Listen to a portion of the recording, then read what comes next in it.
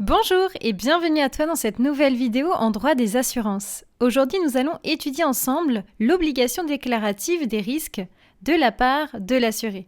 Pour ce faire, nous verrons dans un premier temps une définition, puis les sanctions en cas de manquement. Surtout, n'oublie pas de t'abonner à ma chaîne YouTube et de liker cette vidéo. Et c'est parti!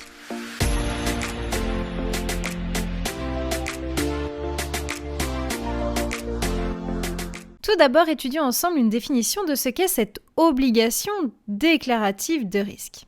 L'article L 113-2 du Code des assurances nous explique que le souscripteur se doit de répondre aux questions posées par l'assureur pour l'évaluation des risques de façon loyale et honnête. Alors, en cours de contrat, en cas de circonstances aggravantes qui donc n'étaient pas prévues initialement dans le contrat et qui ont un impact sur les risques prévus, eh bien, l'assuré se doit de prévenir par lettre recommandée son assureur. Ici, je te renvoie à l'article L 113-2 du Code des assurances. En cas de diminution des risques, ici, la déclaration est donc facultative, évidemment. À présent, les sanctions.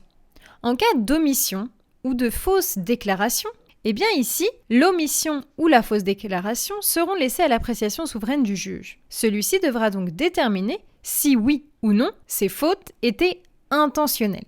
L'assureur se doit donc de prouver l'intention de l'assuré, c'est-à-dire que l'assuré a omis ou a fait une fausse déclaration en connaissance de cause. Comme par exemple en prouvant que le questionnaire que l'assureur a donc donné à son assuré était bien clair et sans ambiguïté. Si toutefois l'omission ou la fausse déclaration est qualifiée d'intentionnelle, alors le juge pourra frapper de nullité le contrat d'assurance. En cas de contrat multirisque, tu peux noter que la nullité ne frappera que le risque visé et non pas l'intégralité du contrat. Si toutefois l'omission ou la fausse déclaration est non intentionnelle, eh bien ici il faudra distinguer deux situations. Si l'omission ou la fausse déclaration est découverte avant le sinistre, alors l'assureur pourra soit maintenir le contrat, soit résilier le contrat.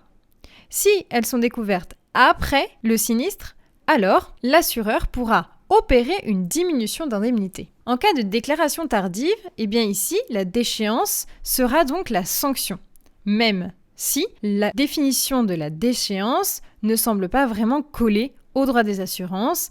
On voit bien que c'est cette méthode qui est utilisée par les assureurs. Voilà, c'est la fin de cette vidéo. J'espère que tu as bien compris cette notion. N'hésite pas à t'abonner à ma chaîne YouTube, à liker cette vidéo et me laisser un petit commentaire. Et moi, je te donne rendez-vous sur mes réseaux sociaux, Instagram et TikTok. À bientôt!